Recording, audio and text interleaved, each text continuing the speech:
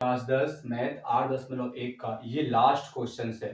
और इस क्वेश्चन में केवल और केवल आपको बताना है कि जो आपको 5 कथन दिए गए हैं ना, ये सत्य है कि असत्य है, मतलब सही है कि गलत है। तो उसको लिए हमें कुछ अलग जानकारी की आवश्यकता पड़ने वाली है। आइए देखते हैं क्या कर रहा है कि बताइए कि निम्नलिखित कथन सत्य हैं या असत्य हैं, कारण सहित अपने उत्तर की पुष्टि करें। मतलब आपको बताना है कि ये सत्य है तो क्यों है और अगर असत्य है तो क्यों है। तो देखिए पहला क्वेश्चन आपसे कह रहा है कि tan a का मान हमने कहा था, याद करिएगा कि हमने कहा था कि जब भी यहाँ पे tan ही के साथ नहीं, किसी भी 6 रेशियो के साथ अगर यहाँ ये लगा होता है तो ये किसको रिप्रेजेंट करता है, एंगल को, यानी किसको रिप्रेजेंट करता है, कोण को रिप्रेजेंट करता है। वही कह रहा है कि tan a का मान सदैव 1 से क्या होता है, कम। सदैव का मतलब होता है हमेशा, कह रहा है कि हमेशा tan a का मान 1 से कम होगा। मतलब यहाँ जो a है, अभी आगे आपको पढ़ेंगे कि tan 0 डिग्री भी होता है, tan आपका 30 डिग्री भी होता है, tan 45 डिग्री भी होता है, tan 60 डिग्री भी होता है, tan 90 डिग्री भी होता है। तो आप देखोगे tan 0 अंश का मान tan 0 अंश का मान आप देखोगे अगर ध्यान से तो tan 0 अंश का मान 0 होगा। tan 30 अंश का मान आपका होता है 1/3, tan 45 अंश का मान 1 होता है और tan 60 अंश का मान कड़ी में 3 होता है और ये आपका इनफाइनाइट होता है। तो देखो बस केवल इतना आपको समझना है कि कह रहा है कि tan a का मान सदैव मतलब हमेशा 1 से कम कर रहा है, मतलब 1 भी नहीं होगा। लेकिन यहां देखो tan 45, देखना ये सब बराबर tan चल रहा है, tan 45 डिग्री का मान कितना होता है, 1 होता है। और आप देखोगे कड़ी में 3 का मान होता है 1.73 क्या 2। तो ये आप खुद नोटिस करो कि ये दोनों एक, ये तो एक है, ये 1 से बड़ा है कि नहीं है, तो आपके उत्तर बड़ा है। लेकिन ये कह रहा है क्या है, छोटा है। तो अगर हमारे अकॉर्डिंग ये बड़ा हो रहा है, प्रश्न के अकॉर्डिंग ये छोटा है, मतलब ये कथन क्या है, गलत है। गलत बोले तो असत्य है। इसका जो रीजन है ये कथन हमारा कैसा है, असत्य है। आई थिंक इतनी बातें आपको समझ में आ गई होंगी। अब क्या कर रहा है, कह रहा है कि कोण है। देखिए मैंने वही कहा कि जो भी यहाँ पर ये कोण को रिप्रेजेंट करेगा।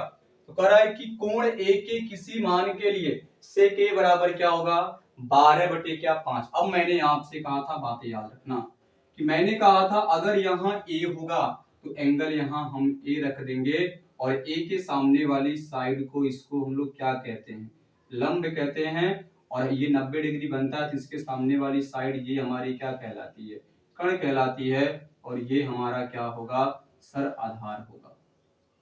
तो इसके लिए अगर सेक देखें तो हम याद करना, हम जानते हैं कि जो सेक होता है, सेक किसका उल्टा होता है, कास का, और कास थीटा होता है आधार बटे क्या, कर्ण। तो ये क्या होगा, सर कर्ण बटे क्या बनेगा, आधार बनेगा। तो अगर कर्ण बटे क्या बनेगा, आधार बनेगा, यहाँ देखो कर्ण का मान यहाँ से कितना बन जाएगा आपका 12 और ये कितना बन जाएगा 15। और यहाँ से जो भी डेटा हम निकालेंगे तो देखो वो जो डेटा हमें मिलेगा ना, वो सेक थीटा हमें 12 बटे क्या मिलेगा, 5 ही मिलेगा।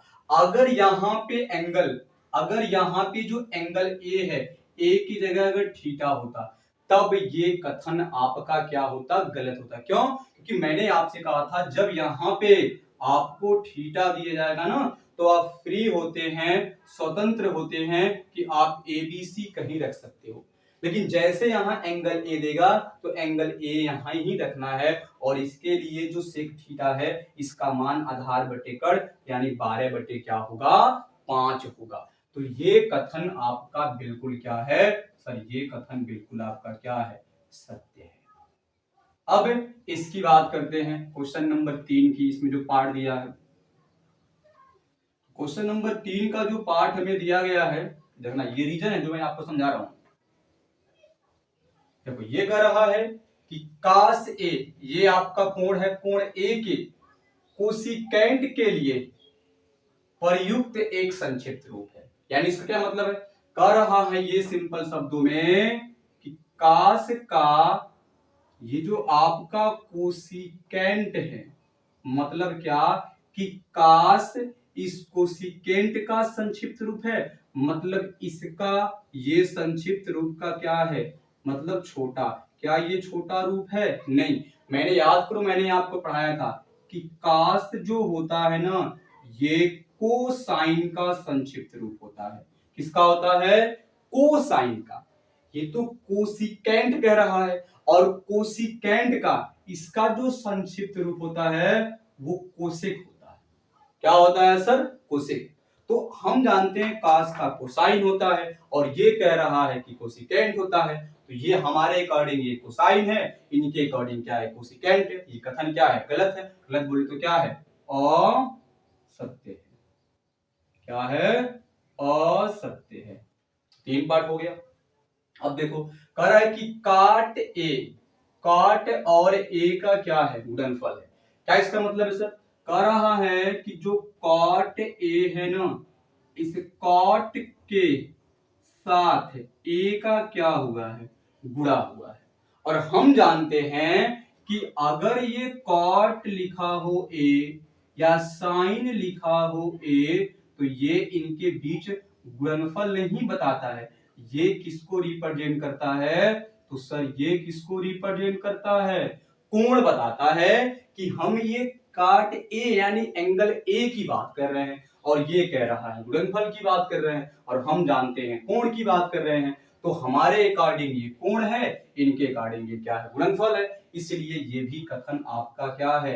ये भी कथन आपका गलत है, और गलत बोले तो क्या है सर? असत्य है। ठीक। और लास्ट देखो क्या कर रहा है कि किसी भी कोण थीटा के लिए साइन थीटा बराबर 4/3। देखो आ गया ना। हमने कहा कि जब ये आपका एंगल ए होगा तो उसके लिए आप फिक्स हो कि जहां भी ए रखेंगे ना, उसके सामने वाली साइड ही क्या होगी? लंब होगी। तो ये परफेक्ट था।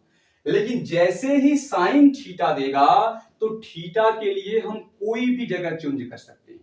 मतलब ये फिक्स नहीं है, थीटा हम यहां भी मान सकते हैं, यहां भी मान सकते हैं। तो जब इस कंडीशन में आए तो कह रहा है कि किसी भी कोण थीटा के लिए साइन थीटा बराबर 4/5 होगा।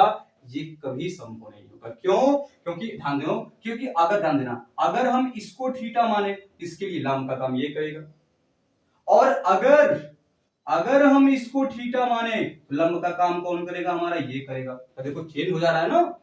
लेकिन अगर मैंने यहां इसको ए कहा था तो ए के लिए ये लंब का काम कर रहा था, तो मेरे अकॉर्डिंग तो लंब चेंज हो रहे हैं, और ये कह रहा है कि हमेशा यही होगा। हम कह रहे हैं कि हमारे अकॉर्डिंग अलग हो जा रहा है, ये कह रहा है हमेशा यही होगा। तो हमारे अकॉर्डिंग ये बदल रहे हैं, ये कह रहा है फिक्स है। तो दोनों बातों में गलत हो रही है ना, कि मेरा बात कर रहा है कि ये क्या है कि सर ये इसका जो आपका एंगल अगर थीटा अपना मान बदलता है तो लंब आधार आधार लंब हो रहा है, ये कह रहा है फिक्स है। तो इसलिए ये भी कथन क्या है? गलत है। गलत मतलब बोले तो सर ये भी कथन हमारा क्या है? असत्य है। क्या है? असत्य है। तो इस वीडियो के माध्यम से इतना ही, और इसी के साथ प्रश्नावली 8.1 समाप्त होती है आपकी। और मैं उम्मीद करता हूं कि ये वीडियो आपको जरूर पसंद आएगा, और मैं आशा करता हूं कि अगर वीडियो ये पसंद आए आपको तो हमारे वीडियो को लाइक करें और हमारे चैनल को सब्सक्राइब करें। और अगर ये वीडियो कोई बड़े भाई बहन या दीदी भैया जो भी देख रहे हैं तो अपने छोटे भाई बहनों को जरूर सजेशन दें कि इस वीडियो को आप जरूर देखें। इसमें मैं क्या कर रहा हूं कि हर एक चीज मैं अपने YouTube चैनल में, अपने प्लेलिस्ट में मैंने इसको एक सीक्वेंस में लगा दिया है कि आप क्वेश्चन नंबर 1 2 3 4 5 6 ऐसे करते हुए जाएं। तो इसी के साथ मैं अपनी बारी को विराम देता हूं, और आपको पूरा सही तरीके से आपको मिलेगा। बहुत बहुत धन्यवाद। जय हिंद, जय भारत।